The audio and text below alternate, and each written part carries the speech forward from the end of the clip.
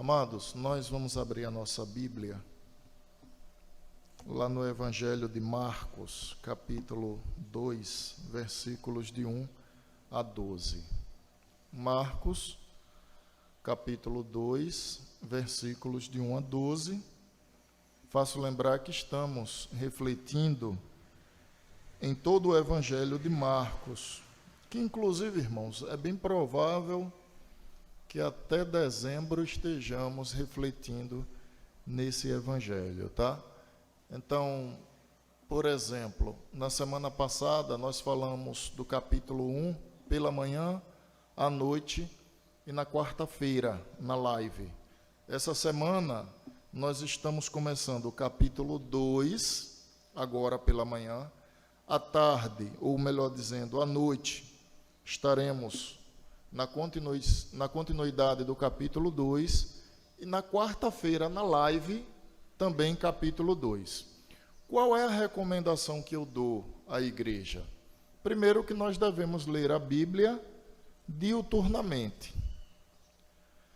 Mas eu escolhi o Evangelho de Marcos por ser um texto mais resumido e oportunizar a igreja estudar todo um Evangelho.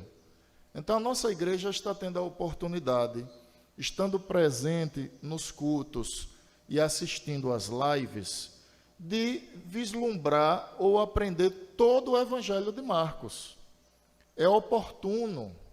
Talvez entre nós haja algum irmão novo convertido que nunca leu um Evangelho todo.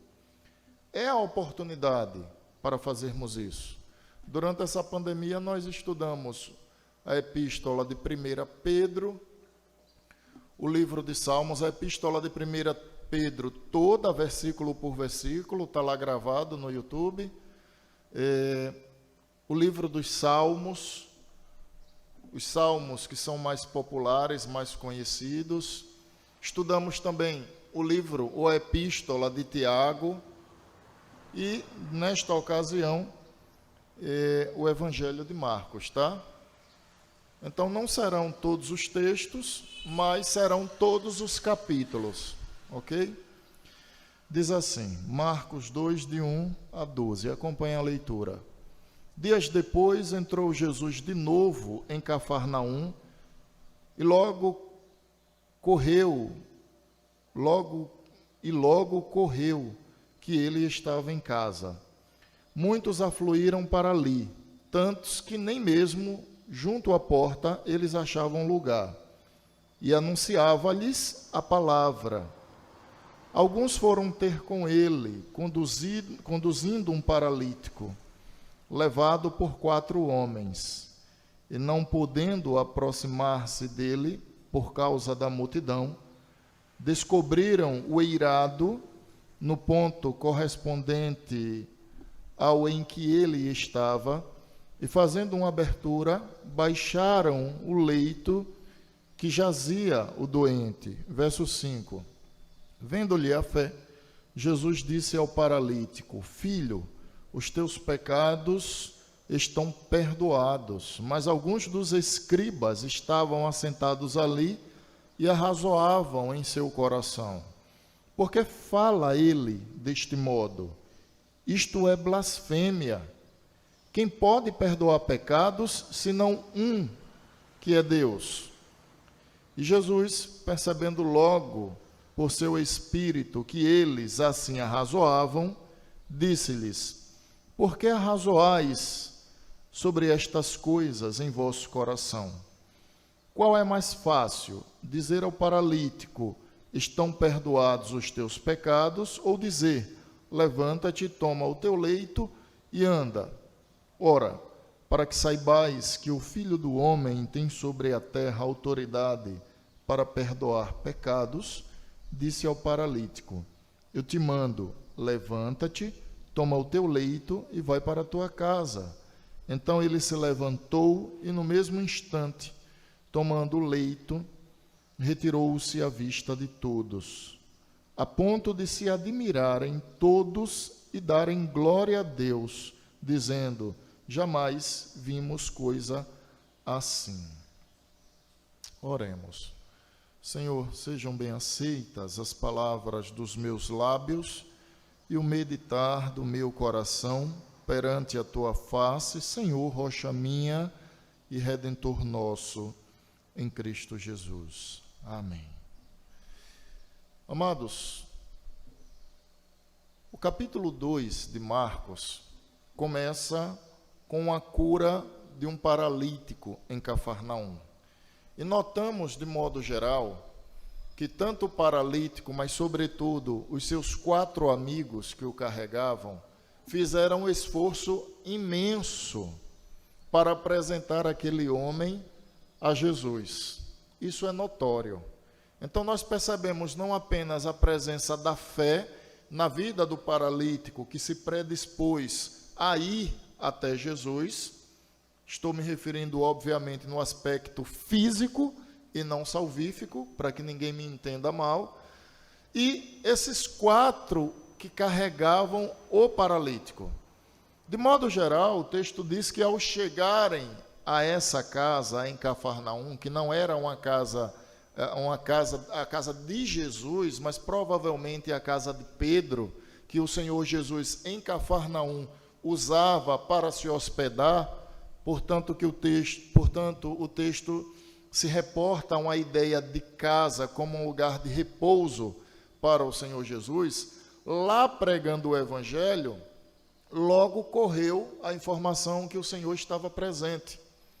E as pessoas então tomaram aquele espaço de modo a o paralítico chegar carregado, não conseguir mais entrar na casa. Seus amigos o tomam, sobem pelo telhado e descem esse enfermo até o local onde Jesus está. Então nós percebemos que há fé presente, a vida do paralítico, a vida daqueles que o acompanham, e há também um esforço imenso. Há um esforço de estar presente, estar diante de Jesus ou levar aquele enfermo até o Senhor Jesus Cristo. A pergunta é: o que motivou tudo isso? O contexto imediato responde. Se os irmãos voltarem uma página das suas Bíblias, pelo menos na minha precisa voltar por conta da posição do texto, nós vamos perceber, no versículo 21 do capítulo 1, a cura de um endemoniado em Cafarnaum. Então Jesus opera uma cura. Versículo 29, passa a tratar sobre a cura da sogra de Pedro. Versículo 32, trata sobre muitas outras curas que Jesus realizou.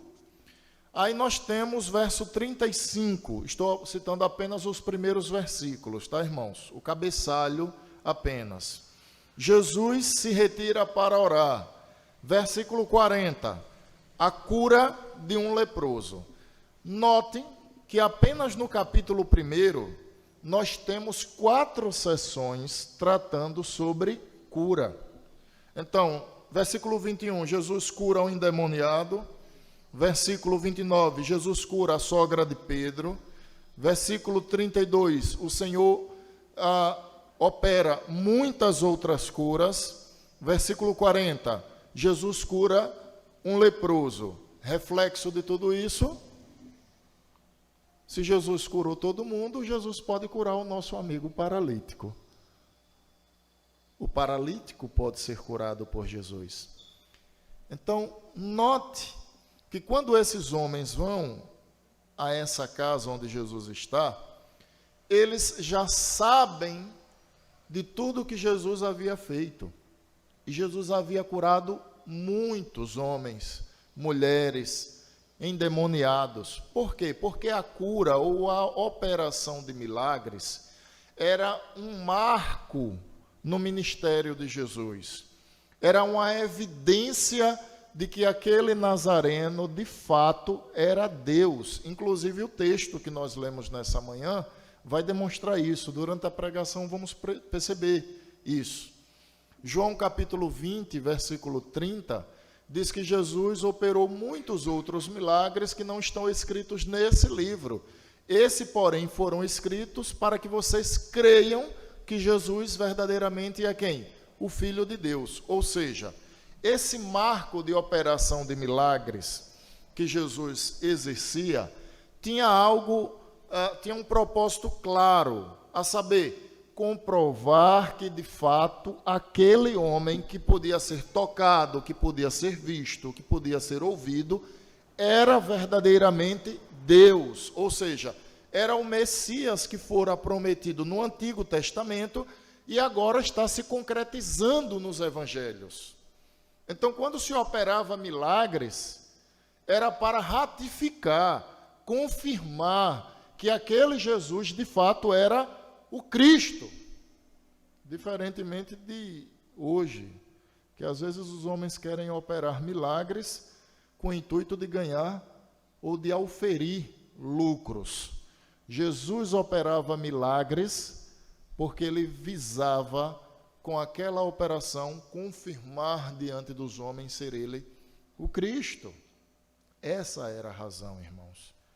Por isso, o marco que o Senhor operou. Então, quando esse paralítico e os seus amigos o levam a Jesus e insistem para que finalmente Jesus se depare com ele, não é sem razão. Eles trazem em sua memória tudo que Jesus havia operado anteriormente, a saber, no capítulo 1 do Evangelho de Marcos. O contexto imediato vai levando a esse comportamento, a essa conduta de incessantemente buscar a presença do Senhor Jesus Cristo, fisicamente, não salvificamente, para que ninguém se confunda. E no texto nós temos 3 momentos. O primeiro deles trata justamente sobre o perdão de pecados. Versículos de 1 a 5 narram esses esforços que acabei de mencionar, e finalmente, quando sobem pelo telhado dessa casa e descem o paralítico, supostamente sobre uma almofada ou um tapete amarrado pelas 4 pontas, e ele se apresenta diante de Jesus Cristo, a grosso modo, qualquer um imaginaria assim: bom, o que esse homem quer é a cura, o que ele quer é andar. Finalmente, todos pressupomos que um paralítico deseje andar, um cego deseje ver, um surdo mudo deseje ouvir para aprender a falar.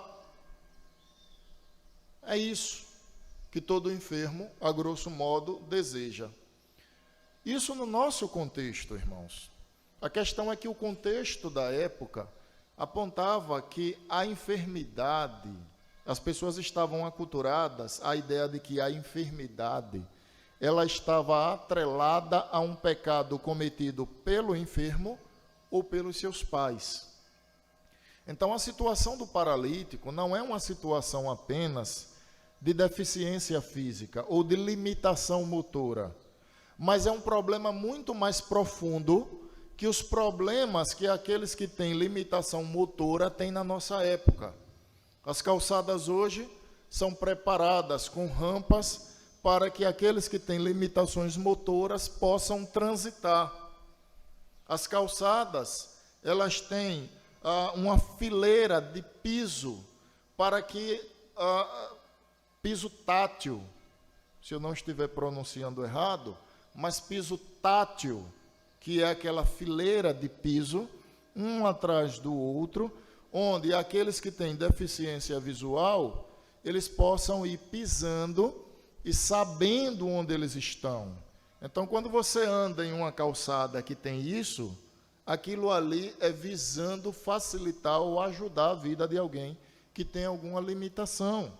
Rampa para os que têm limitação motora, mas aqueles que têm limitação visual, o piso tátil, ou seja, nas portas dos elevadores, você percebe que há um piso para que as pessoas, ao pisarem, notem que ali é uma demarcação.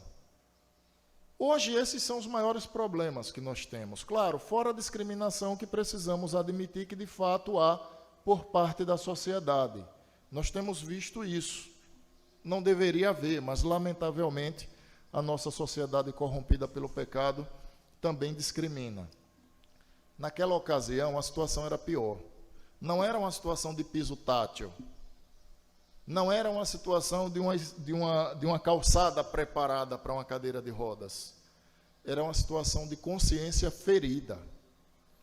As pessoas tinham a ideia de que aquele paralítico era daquela forma porque ele havia cometido algum pecado grave.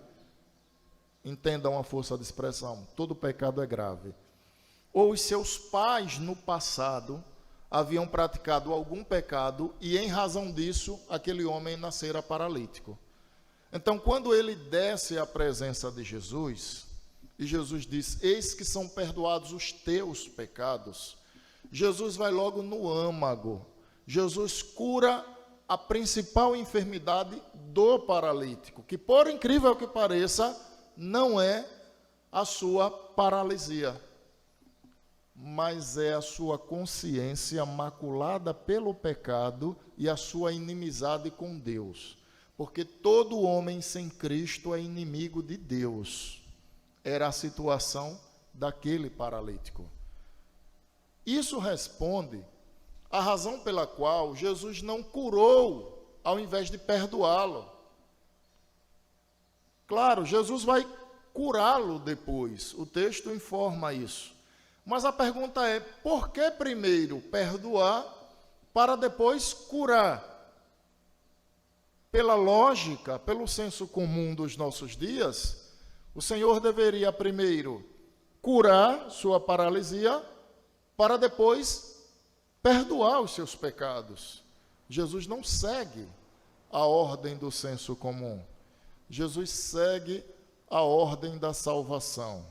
Ou seja, primeiro o Senhor perdoa os seus pecados, o Senhor vislumbra nele fé e nos seus amigos, resolve o principal problema do homem e da humanidade, que é a sua inimizade com Deus, é a ruptura entre o Criador e a criatura, e uma vez agora Jesus salvando aquele homem. Por quê? Porque o perdão de pecados, a palavra que Jesus usa, eis que estão perdoados os seus pecados, no original seria melhor traduzida como, eis que são perdoados os seus pecados. No original, no grego. Essa seria uma tradução mais adequada. Eis que são perdoados os seus pecados. Por quê?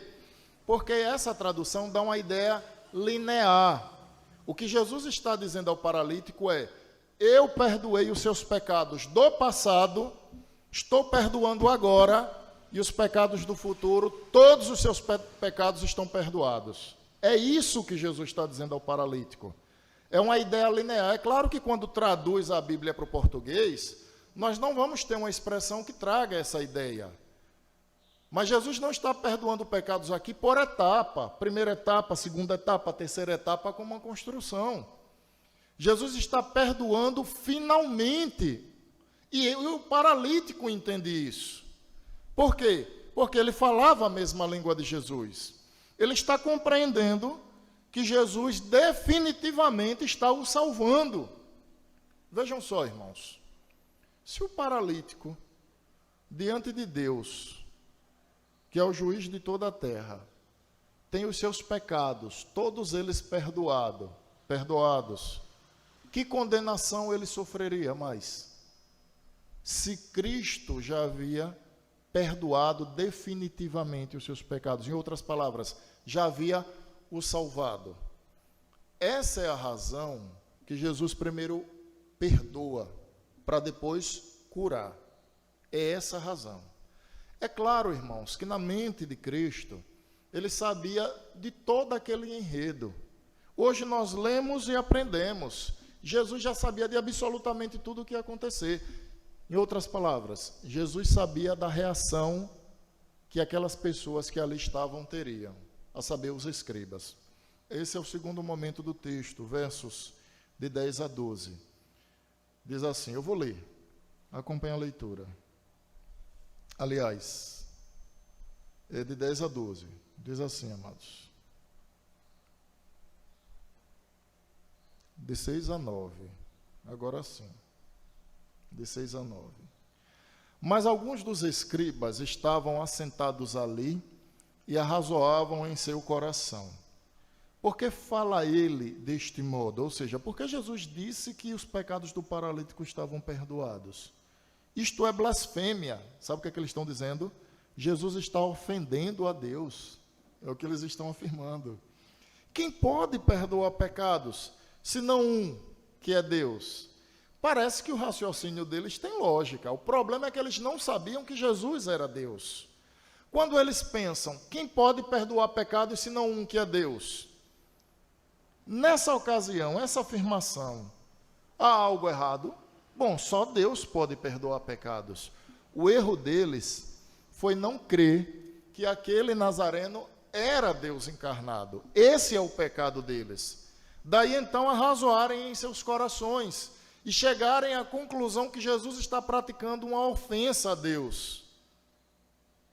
Para eles, se um homem dissesse, seus pecados estão perdoados, que é o que Jesus acabara de dizer, Jesus estava reivindicando para si a divindade ou a dignidade de Deus.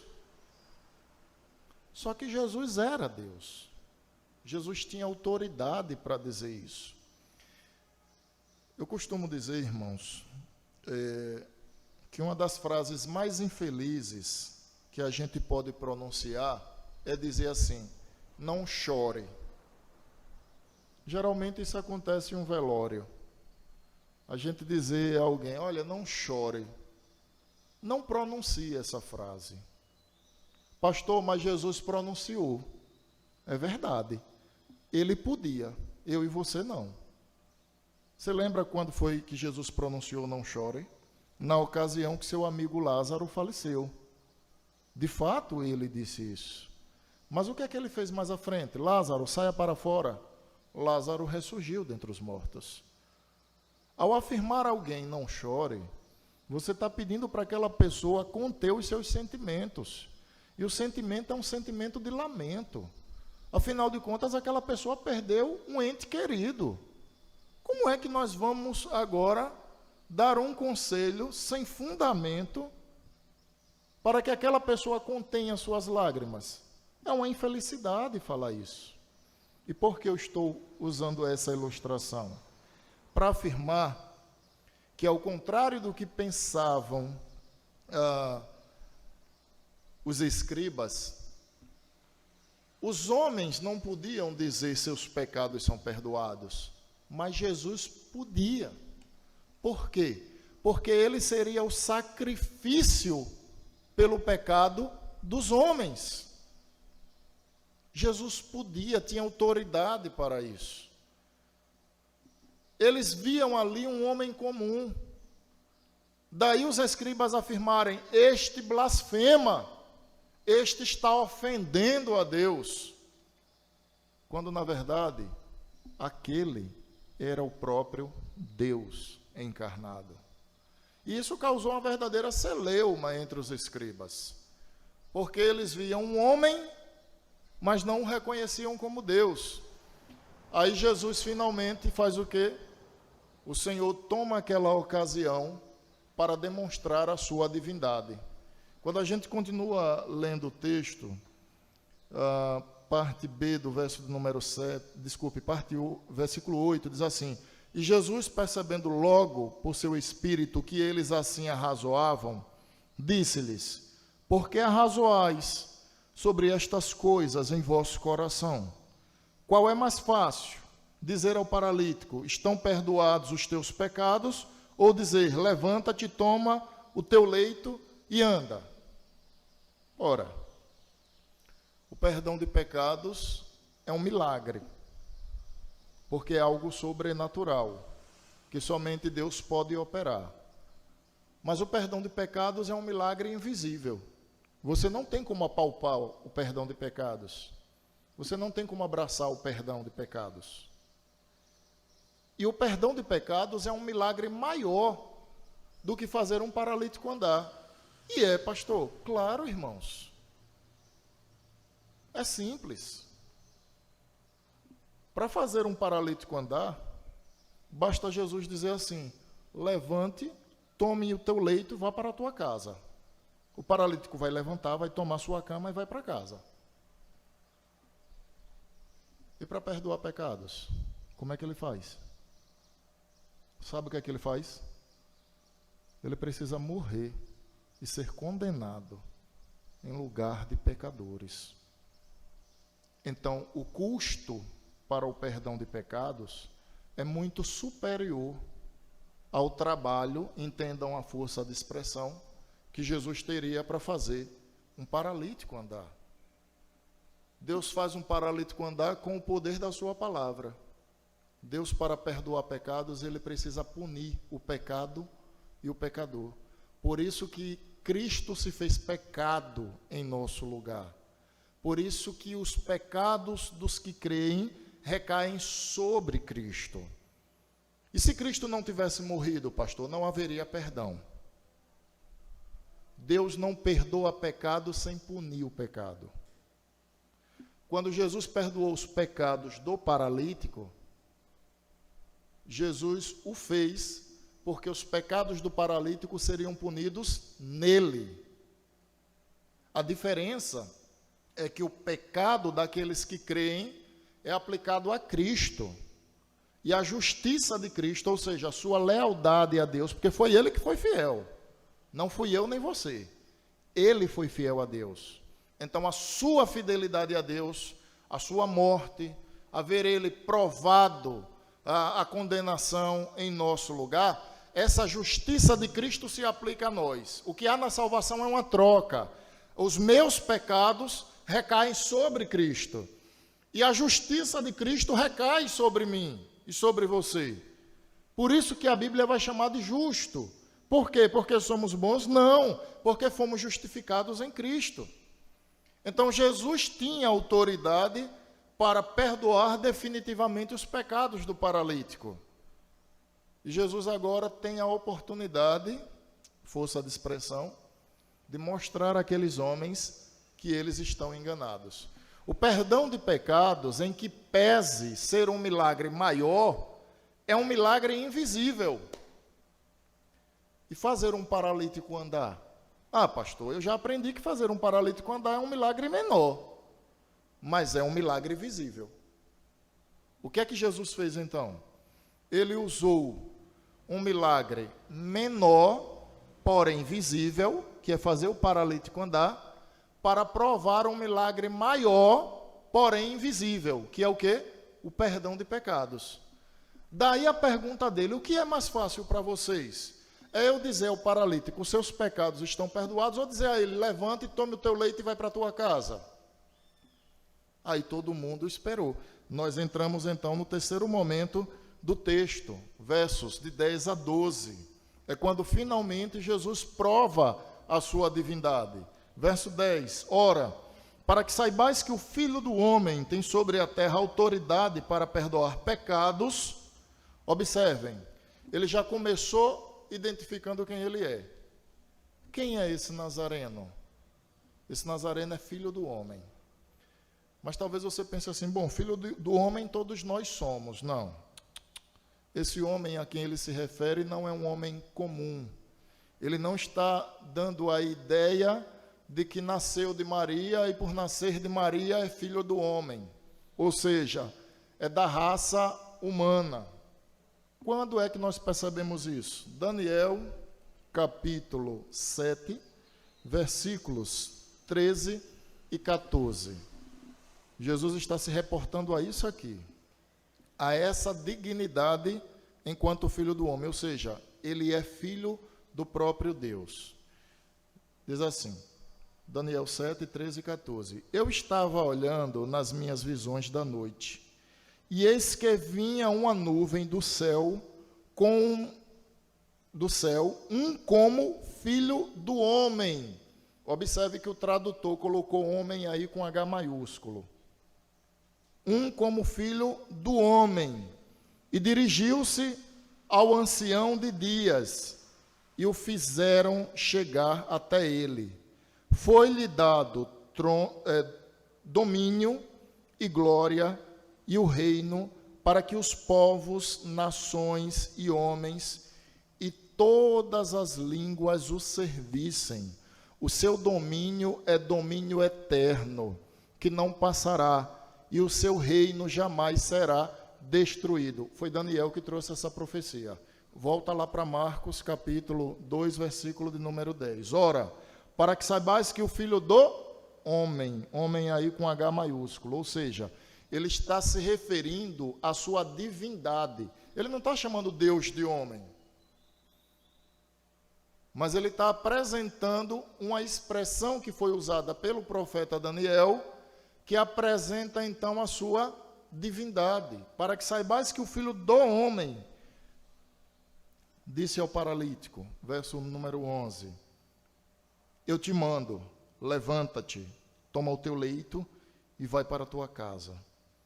Então ele se levantou, e no mesmo instante, tomando o leito, retirou-se à vista de todos, a ponto de se admirarem todos e darem glória a Deus, dizendo, jamais vimos coisa assim.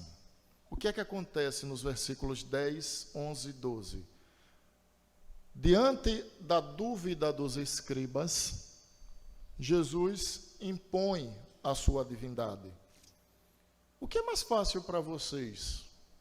É dizer ao paralítico, eu perdoo os seus pecados, ou dizer, levanta e toma o teu leito e vai para a tua casa? Pois para que vocês saibam que eu sou Deus, disse Jesus ao paralítico, levanta e tome o teu leito e vai para a tua casa. E aí as pernas daquele homem começam a se posicionar da maneira correta, ele começa a ter movimento onde outrora era uma paralisia, se põe de pé, muito provavelmente sem muito equilíbrio, porque ele nunca andou, se assemelha a uma criança que está aprendendo a caminhar, põe a sua cama debaixo do braço, o seu tapete, e agora sai. E todo mundo que está ali começa a ficar espantado, e chegam à conclusão, jamais, ou seja, nunca em nossa vida, nós vimos coisa semelhante. Por quê? Porque eles nunca tinham visto Deus encarnado. E ali estava Deus encarnado diante deles, na pessoa bendita do Senhor Jesus Cristo. Esse é o ensinamento do texto, irmãos. Nós temos Jesus perdoando pecados antes de curar o paralítico. Nós temos a incredulidade dos escribas e Jesus impondo finalmente a sua divindade. O que é que nós trazemos para a aplicação dessa manhã? A primeira aplicação que quero trazer está ligada ao perdão de pecados. O perdão de pecados não é para todas as pessoas. Nem todas as pessoas terão seus pecados perdoados. Antes disso, eu quero lembrar que o pecado, ele ofende a santidade de Deus. O pecado, ele é inimigo de Deus. Pecado significa errar o alvo, e errar o alvo da justiça de Deus. E o mesmo Deus afirmou que todo aquele que pecar, morrerá. E morrerá em dois sentidos, fisicamente e espiritualmente. Eternamente morrerá. Mas, pastor, por que morrerá eternamente?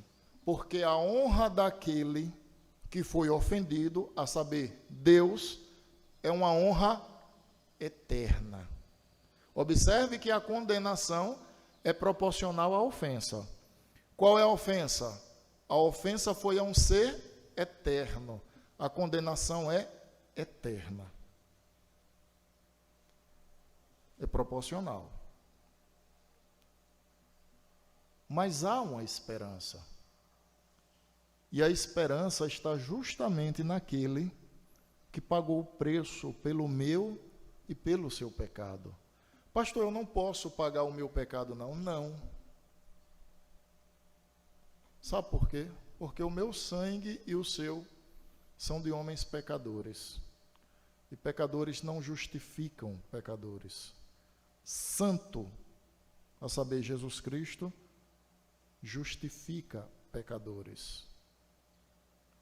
Pecadores não justificam os seus pecados.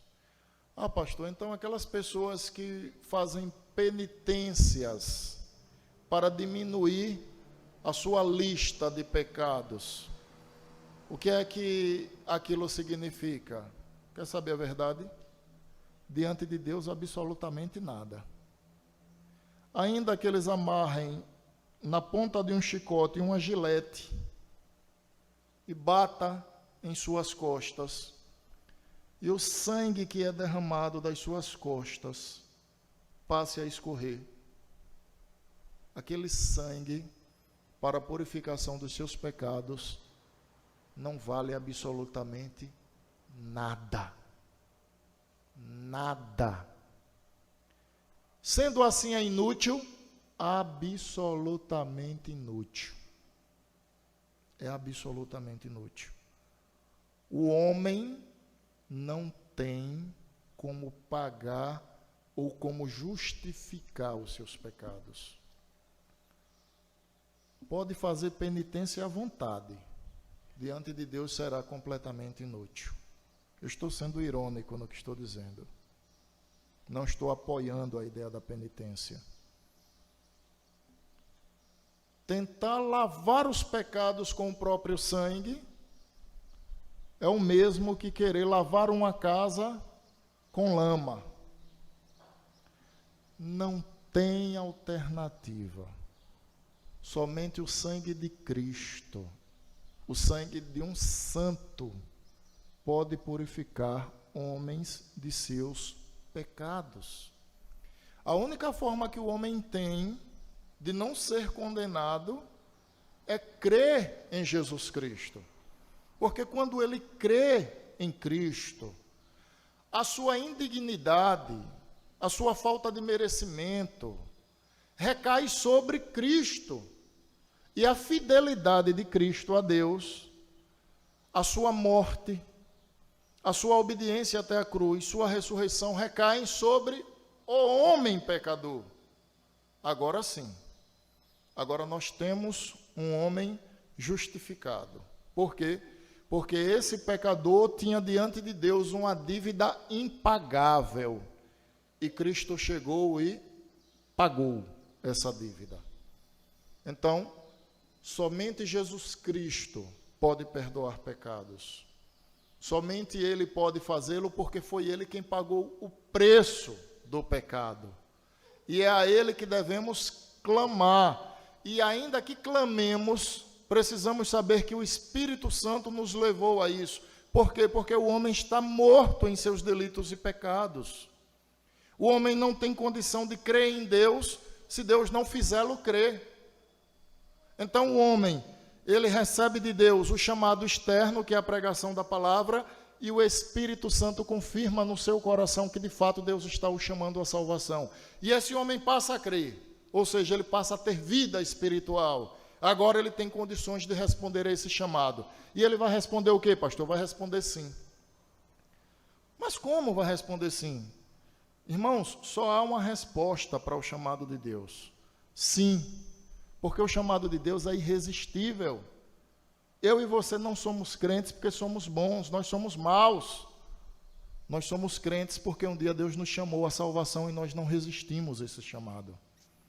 Portanto, se você tem estado na igreja, se você tem ouvido a mensagem da salvação, se você tem crido nessa mensagem, saiba que Deus tem trabalhado na sua vida para salvá-lo. Você precisa saber disso. E não tem coração duro para Deus, não. Quem Deus está determinado a salvar, Ele vai salvar e pronto. Não tem conversa, não. Ah, pastor, mas meu marido tem um coração de pedra. Deus quebra.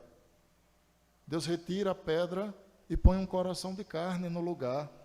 Porque o que é impossível para os homens é possível para Deus. Não é o homem que escolhe ser salvo. É Deus quem vai ao seu encontro e o transforma. Quando o paralítico vai até Jesus, ele já ouviu o evangelho ser pregado. A propósito, Jesus estava fazendo o quê? Anunciando a palavra. O paralítico já ouviu que havia alguém que era o Cristo e que esse estava na casa de Pedro e ele foi lá. Ou seja, ele já vai acreditando que aquele a quem ele vai encontrar é o seu Salvador, é o seu Senhor. E ele é salvo. Pastor, meu filho é nó cego. Seu filho precisa ouvir o Evangelho. Porque quando o Evangelho penetra o coração do homem, e o Espírito Santo muda esse coração, esse homem só tem uma resposta. E a resposta é: sim, eu creio. Deus perdoa os nossos pecados, porque Cristo pagou o preço das nossas mazelas. Mas eu preciso também trazer uma informação de pesar. Aqueles que não creem em Cristo serão condenados por isso. Os escribas olhavam e viam um mero homem. No entanto, Deus estava ali encarnado. Quando Jesus foi batizado, nós vimos isso na semana passada, o Espírito Santo desceu como forma de pomba e pousou sobre ele. Se ouviu uma voz que dizia: este é o meu filho, em quem me comprazo, em quem me agrado. Deus só tem um filho que o agrada, e esse é quem? Cristo. No Monte da Transfiguração, quando subiram Jesus, Pedro, Tiago e João, Jesus conversava com Moisés e Elias. Pedro, admirado, disse: Senhor, é muito bom estarmos aqui. Façamos 3 tendas, uma para o Senhor, uma para Moisés e outra para Elias. Moisés representando a lei e Elias representando os profetas. Observe que Pedro não estava nem preocupado consigo, ele estava querendo apenas não sair nunca mais daquele lugar. Façamos 3 tendas, não saiamos mais nunca daqui. Qual foi a voz que se ouviu do céu? Este é o meu filho, a ele ouvi. Deus afirmando que aquele encarnado era Cristo. Não crer em Jesus Cristo é caminhar a passos largos para a condenação eterna. Não crer em Cristo ou atribuir a salvação a qualquer outra pessoa, inclusive a nós mesmos, sem que seja a Cristo, significa diminuir os méritos, ou seja, a dignidade de Cristo. Se só Cristo salva, nenhum outro trará salvação nem perdão de pecados. Não somos salvos por sermos fiéis a Deus. Se temos lutado nessa vida para obedecer à voz do Senhor, isso é reflexo da salvação. Porque Cristo foi fiel no meu lugar e foi fiel no seu também. A salvação está fundamentada na fidelidade dele, morte, ressurreição, não na minha obediência. A minha obediência deve ser reflexo de alguém que nasceu de novo. E aí, amados, eu concluo essa mensagem dizendo o seguinte: ao homem não foi dado um caminho e algumas alternativas. Ao homem foi dado um caminho, uma verdade, uma vida, apenas um que tem poder para perdoar pecados, porque foi ele o sacrifício em razão dos pecados, e esse é Cristo. Fora de Cristo não há salvação, não há perdão. Fora de Cristo não há consolação do Espírito Santo. Fora de Cristo Jesus, todos estariam perdidos. Bendito seja Deus, que se compadeceu da nossa vida e enviou o seu Filho para nos salvar. Isso deve ser razão de alegria profunda, de um gozo profundo, mas não apenas disso. Isso deve ser razão, irmãos, de levar aqueles que ainda não conhecem as boas novas de salvação. É um mendigo mostrando ao outro onde encontrar o pão da vida, a saber, Jesus Cristo. Amém.